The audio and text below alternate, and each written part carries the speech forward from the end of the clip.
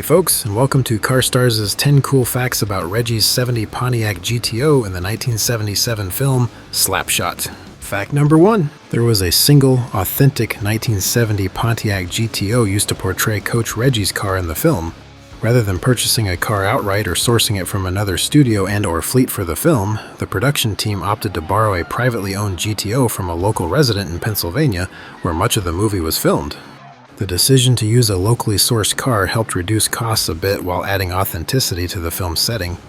However, this choice came with certain responsibilities, as the car was loaned by its owner under the expectation that it would be returned in the same condition that it left in. An expectation that the studio didn't quite live up to, unfortunately, which is a point that we'll get into more details of a bit later on. Regardless, the single GTO had to fill the role of Reggie's ride alone. Fact number 2. Reggie's GTO is powered by the quite popular for the era Pontiac 400 Big Block V8. The 400 was the core workhorse of the GTO lineup by 1970, offering a reliable blend of power and torque that helped elevate the car to a legendary muscle car status. The 400 featured a stout cast iron block with plenty of displacement to spare. With the 4-barrel carb, it pumped out around 350 gross horsepower, though actual dyno figures sometimes revealed a bit higher than Pontiac's conservative ratings. The 400's inherent low-end 430 pound-foot of torque and satisfyingly throaty exhaust note was more than enough to propel Reggie around Johnstown in classic American muscle car fashion for daily driving and occasional spirited bursts of acceleration. Fact number 3. The second-generation Pontiac GTO was produced from 1968 to 1972 and remained on the first-gen's A-body platform. However, it saw updated styling, mechanical upgrades, and the introduction of the 455 HO V8 option in 1970. The engines got slightly more powerful as the high-output option with the 400 HO model making around 360 gross horsepower, and in 1969, Pontiac unveiled the now well-known Judge option for the GTO, which had special performance decals and aero options. Today, these cars are highly sought after by collectors, with excellent condition examples values ranging from around $65,000 to well over $100,000 for rare option package models. The Judge GTOs in particular command seriously hefty sums. Fact number 4. The 70 GTO was selected for Coach Reggie Dunlop because it effectively conveyed the character's persona as a once promising figure whose best days might be behind him. By the mid-1970s, the GTO, once the pinnacle of Pontiac's muscle car lineup, was no longer viewed as fresh or cutting edge. Much like Reggie himself, who was stuck coaching a struggling minor league hockey team in a fading Pennsylvania mill town, the GTO still had enough street cred to suggest that Dunlop had once enjoyed a taste of success or flair, yet it also looked worn and lived in, symbolizing how both he and the car had seen better times. It wasn't flashy like a brand new sports car might have been, nor was it a total beater that would undercut any sense of pride Reggie maintained. Instead, it landed perfectly in that sweet spot between residual respect and unmistakable decline, mirroring Reggie's predicament on the ice. Additionally, choosing a muscle car from the golden era of American performance lent a subtle rebellious spirit to the coach. Fact number 5. The most expensive Pontiac record sale to date is also a 1970 GTO. However, it was this ultra-rare Judge Ram Air 4 convertible optioned model that was sold at a Mecum auction in May of 2023 for an extraordinary $1.1 million. This model is one of only 7 examples ever produced with its particular options configuration. This rare ride stood out for both its scarcity and its pristine original condition.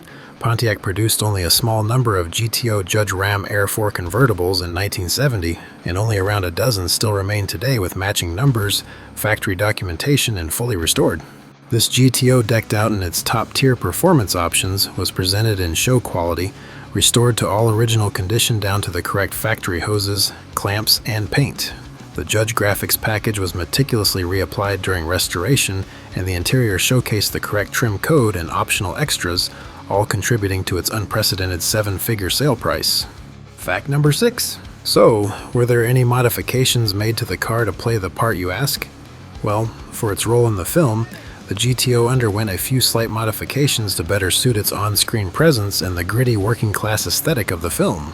The most visually noticeable change, anyway, was the replacement of the car's stock wheels with American racing brand Torque thrust wheels, a popular aftermarket choice that gave the GTO a bit tougher, more performance-oriented presence. Beyond the wheels and typical camera mounting hardware to capture interior driving shots, there weren't any other known performance or otherwise, mods made to the GTO, as the car was not intended to be driven hard for any aggressive stunts or speedy chase scenes, since the film didn't include any. Fact number 7. During the filming of Slapshot, the 70 GTO, while being driven by Paul Newman's character, became part of an infamous on-set yet off-camera incident. Newman, in his characteristic hands-on style, accidentally caused a sizable dent in the car's passenger side front fender, as we can see in these distant shots late in the film. Against common practice of such a situation and to the owner of the car's dismay, the studio actually returned the car after filming concluded without repairing the dent.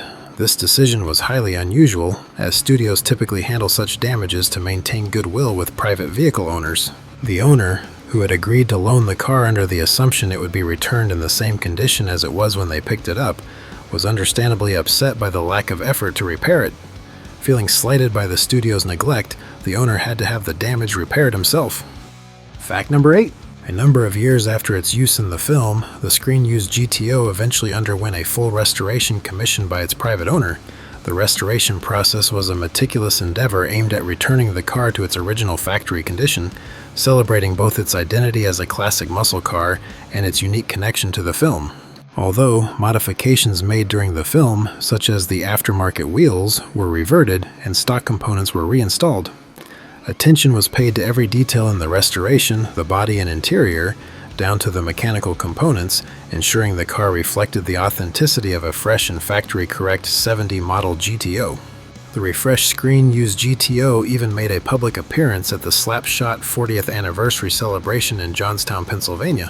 Fans of the movie and automotive enthusiasts alike marveled at its beauty, recognizing it as a tangible link to a beloved film and also as a representation of the golden era of classic American muscle cars. Fact number 9. Today, the Slapshot GTO remains a celebrated piece of both cinematic and automotive history. After its return to the private owner and the subsequent restoration to its factory original condition, the car has been meticulously preserved as a valuable collector's item.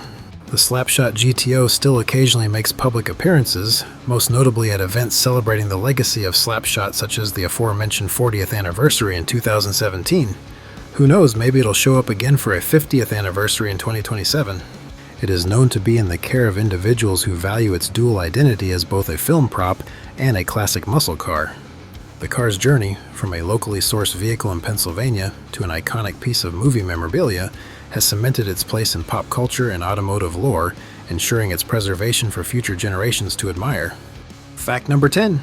Looking into what the scale model world has to offer, fortunately, due to the Pontiac GTO's high popularity over the years, there are a number of manufacturers that produce second-generation scale models.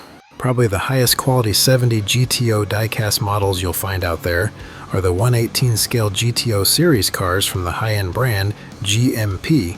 However, these are no longer on the current retail market and can get up into several hundreds of dollars in value on eBay.